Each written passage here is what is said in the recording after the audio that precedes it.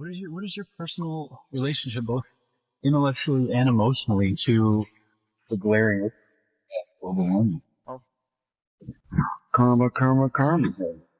You know, we have to readjust our expectations of what we're going to get out of life and how we're going to get there. And that's going to take a collective,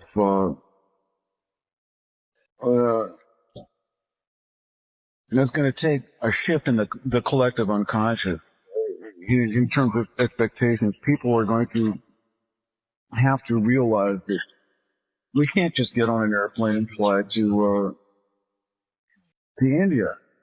You know, at some point, it's going to get, you know, the extreme is that we may have to go back to some new technology of wind or solar powered boats to get us across to get us across oceans, and something of that nature to get us around land transit. Airplanes are not a sustainable kind of transportational mode. They will get us into trouble. Mm-hmm. So will cars. So I'm going to get an electric bicycle. Yeah. And an electric car. I enjoy bicycling, and it'll take me a little longer to get to work, but Christ, it'll put me in shape. Be patient, get in shape. We are very spoiled by, oil, I think. We have to be spoiled by our own health, and riding a bicycle will keep you healthy. If it doesn't kill you, if you don't get hit by a car. Yeah. But if there are no cars, it'll be safer. Less cars. The problem is again the cars. It's not the bike. Look at China 10 years ago or 15 years ago.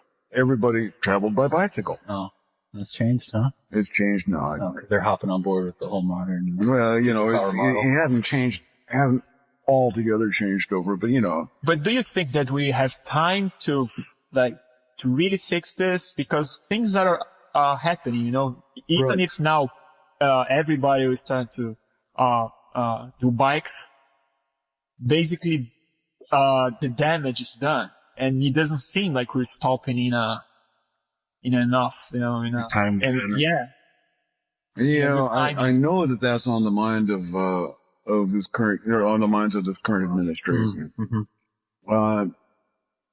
I know that they're going to try to finesse this. They're going to they're going to be fully invested in the new environment, the new technologies and Kyoto protocols and stuff like that. Mm-hmm. And this time we're going to be willing participants, if not leaders. And I fully expect that from the administration. Obama said as much when he was running, and he hasn't backed off. The thing about Obama that must be really scary for the Republicans is the stuff he was saying this time last year or before this time last year, with regard to environmental issues, with regard to the whole plethora of issues that he sort of backed off on toward the end of the campaign because they were fairly contentious issues. Okay. Okay. Uh-huh. He backed off, for instance, on a lot of his. He didn't back off. He just didn't. He neglected to mention basically his environmental stances and stuff like that. Just put the lid on it. Yeah. But drilling too, he was, the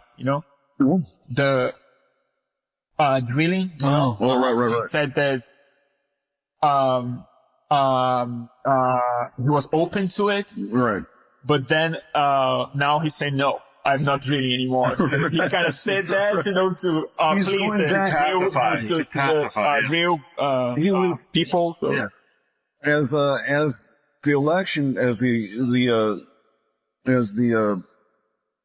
campaign progressed, he sort of started backing off or just neglecting to mention some of the more contentious or I won't say radical, but ambitious. Sure. Stuff that he was talking about earlier on, but now he's doing all that stuff earlier on. There's like he usually kept the lid on. And No, got I didn't say I didn't say I wouldn't do that. I just said I just didn't say anything. Didn't say it, yeah. And now I did say that way back then, and now I'm going to do that. Yes, well, nice. It's wonderful. That's wonderful. Well, good or bad, it was going to come. Right. You're right. Good or bad, it was unsustainable. Right. You know, so that's bad. Right. Unsustainable is bad. As far as I'm concerned. Oh, that's simple. And it had to happen. So it did. You know, and it did, you know, right on schedule. Yeah. The timing was quite fantastic. The timing was, you know, I can't imagine that the timing could have been worse or better. It just, it was inevitable. Okay. And, when it came to be, fortunately, we've got, you know, there was going to be a change. Whether it's in time, we don't know. With regard to global warming and stuff like that. Yeah. There's still going to be a huge scuffle. The entrenched interests, the oil industries and stuff like that. They want to go down fighting. Years and years ago, it occurred to me that the government and the oil industries should go hand in hand into looking for alternative energy. They have huge R&D department. Why doesn't the government go into partnership with them and develop new technologies, own the patent, and the facilities for manufacture and production, and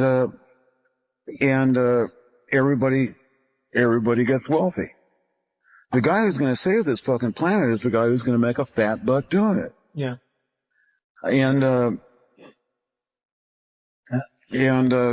that kind of enlightened self-interest, you know, it's got to happen. The oil industry they've been spoon-fed, they've been given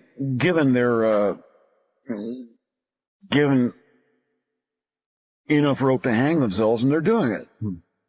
By the Bush administration, they should be given incentives to, okay, you're an energy industry, turn your R&D in the right direction, and you will be wealthy for centuries.